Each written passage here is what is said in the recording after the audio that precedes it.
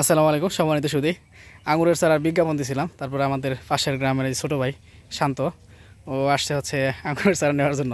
তো দুইটা বাইক কোনো নেবে। দেখেন আমাদের চারা এগুলো মোটামুটি আপনার 4 ফিটের মতো হয়ে গেছে লম্বা। এটাই যদিও সর্বোচ্চ বড় ছিল, আর এটার থেকে আরেকটা ছোটো হচ্ছে এই যে এটা তো 3 ফিটের মতো। এগুলো অনেক ভালো, আর এগুলো এই যে পলি ব্যাগে তো আপনার হচ্ছে গ্রোথ কম হইতেছে, মাটিতে দিলে আরও বেশি গ্রোথ হবে। তো আপনাদের যাদের আঙ্গুরের চারা লাগবে, আমাদের কাছে খুব বেশি চারা নাই, অল্প পরিমাণে আছে। আজকে আমাদের বাড়ির আশেপাশের গ্রামে যারা আছেন তারা এখন আর আইসেন না, কারণ আমি বাড়িতে থাকবো না। আবার আমাকে পাবেন 8 তারিখের পরে। 8 তারিখের পরে আইসেন। আগে বুকিং দিয়ে রাখতে হবে, কারণ হচ্ছে দূর দূরান্ত থেকে অনেকেই বুকিং দিবেন আমি জানি। বুকিং দিলে এগুলো আগামী 1 সপ্তাহের মধ্যে শেষ হয়ে যাবে ইনশাল্লাহ। সবগুলো অথেন্টিক জাত পাবেন, অরিজিনাল জাত পাবেন, কোনো ধোকাবাজি নাই। হ্যাঁ, এখানে আমাদের আর্লি রেড আছে, বাইকনুর আছে, ব্ল্যাক ম্যাজিক আছে, সুপারনোভা, কিউহু, মুনড্রপ সহ অনেকগুলো জাত আছে, মানে যেগুলো শুধুমাত্র ভালো জাত। আমি সেগুলোর চারাই শুধু করছি, আলতু ফালতু জাতের চারা করি নাই। যেমন আমার কাছে আছে কি আপনার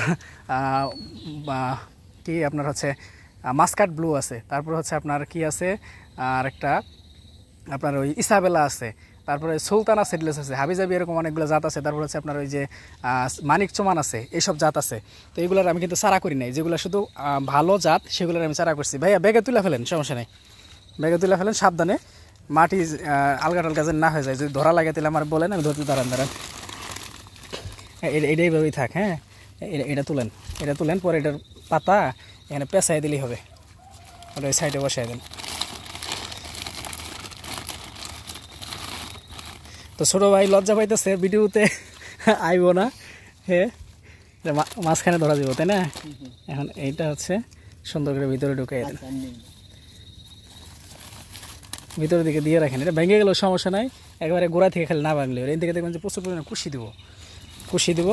আপনি এইগুলো হচ্ছে 2 ফিট দৈর্ঘ্য, 2 ফিট প্রস্থ, আর 1.5 ফিট গভীরতা, এরকম করে মাদা তৈরি করবেন। হ্যাঁ, ওইখানে হচ্ছে আপনি ওই 2 টুকরি পরিমাণে গোবর দেবেন। আমরা যে টুকরি ব্যবহার করি না, 6 মাস 1 বছরের পুরানো পচা গোবর যেগুলো আছে, যেগুলো আপনার গন্ধ নাই, সার হয়ে গেছে, এমন গোবর দিবেন।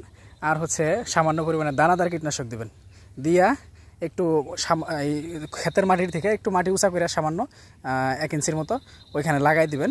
তারপরে যখন গাছটা ওইখানে বৈশা যাবে, ধরে যাবে, দেখা যাবে তো নতুন পাতা দিতেছে, তখন এই অল্প পরিমাণে, এদিকে দেখান, একেবারে এমন অল্প পরিমাণে ডিএপি সার গাছের গোড়া থেকে 1 ফিট দূর দিয়ে দিবেন। মাঝে মাঝে ডিএপি দিলে হবে। আর আমি তো আছি, যে কোনো বিষয়ে পরামর্শের জন্য আমার সাথে যোগাযোগ করবেন। ঠিক আছে দর্শক, ভালো থাকেন। আকাশ অনেক মেঘলা, বৃষ্টি হবে, শহরে চলে যাবো এখনই। আসসালামু আলাইকুম, আল্লাহ হাফেজ।